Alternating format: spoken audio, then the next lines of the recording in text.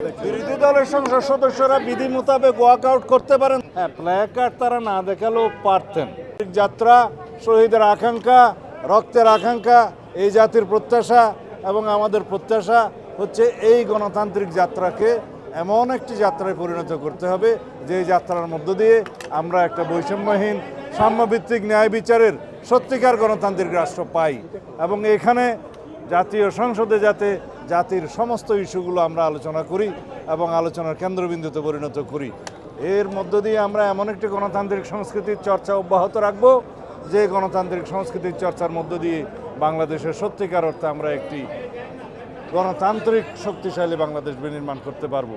এখানে রাষ্ট্র কাঠামোর গণতান্ত্রিক সংস্কার হবে, সংবিধানের গণতান্ত্রিক সংস্কার হবে, জনপ্রত্যাশা অনুযায়ী ইনশাআল্লাহ আমরা সেই রকম একটি বাংলাদেশ বিনির্মাণ করতে পারবো যেই বাংলাদেশের স্বপ্ন আমাদের শহীদরা দেখেছিলেন, যে আকাঙ্ক্ষা শহীদের ছিল, যে জনপ্রত্যাশা আমাদের বাংলাদেশের মানুষের আছে।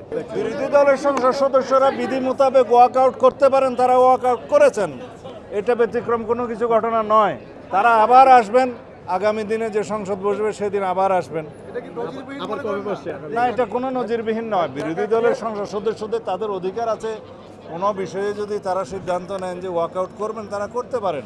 না, it is all about Democratic practice. এটা গণতান্ত্রিক সভ্যতার মধ্যে আছে, পার্লামেন্টারি সংস্কৃতির মধ্যে আছে। হ্যাঁ, প্ল্যাকার্ড তারা না দেখালেও পারতেন।